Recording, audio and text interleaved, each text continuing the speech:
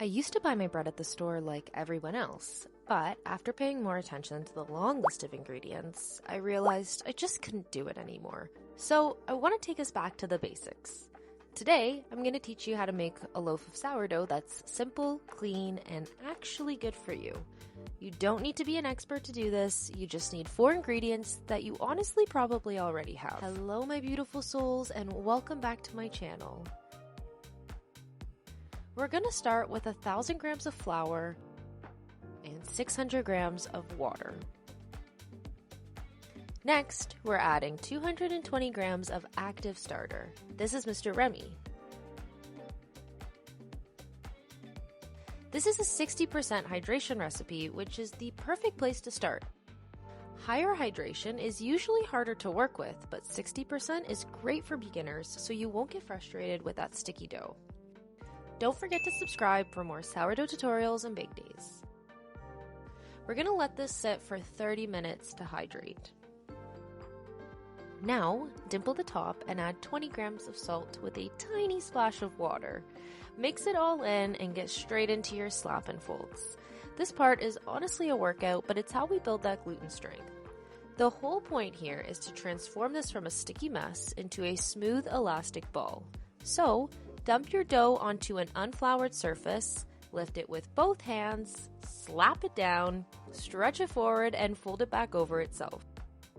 It feels a bit chaotic at first, but we're actually organizing the gluten and trapping the air to give the bread its structure.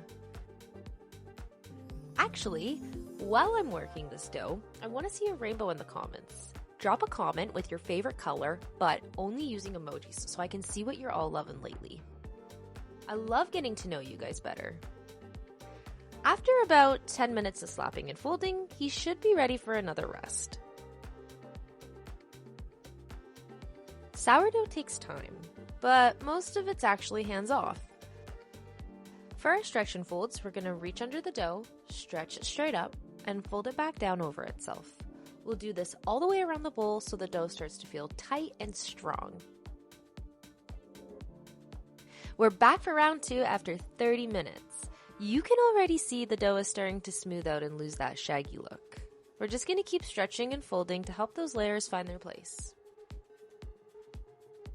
By the 3rd fold, the dough is going to feel a lot tighter. It's actually resisting me a little now, but that's exactly what we want. That tension is what's going to give us that beautiful ear when we bake. 4th and final fold. He's feeling super strong and holding his shape now, so we're going to tuck him in for the long nap. Now, we just let the bulk fermentation do the rest of the work. You'll know the bulk fermentation is finished when the dough pulls away from the bowl, looks domed on top, and passes the poke test. If it's not there yet, just wait. Don't rush it. Once it's ready, we're going to divide the dough and give it a quick pre-shape. Pre-shaping is basically just a vibe check for your dough. It's not strictly mandatory, but it's the best way to see how much strength we actually built during those folds.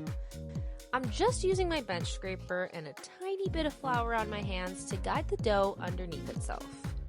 We'll let him rest for 10 minutes so that the tension relaxes just enough for the final shape. Before we do our final move, I'm going to flour my banneton. If you don't have one, don't stress. A towel-lined bowl works just as well. Make sure it's floured really well so nothing sticks. Now for the final shape. I've recently started doing head, shoulders, knees, and toes, and it's so much fun and easy. Watch me do it once now.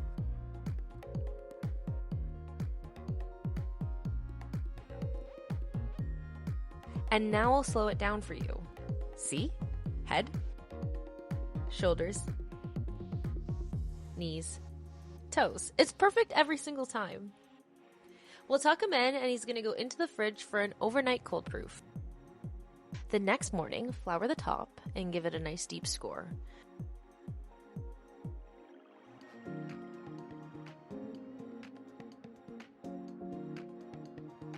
We're going to bake at 450 degrees Fahrenheit for 20 minutes, and then we'll take the lid off for another 20 minutes to get that beautiful golden crust.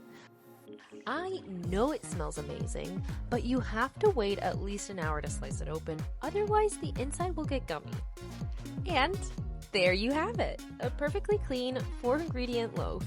If this helped you, give this video a thumbs up, and I'll see you in the next one. Goodbye, everybody.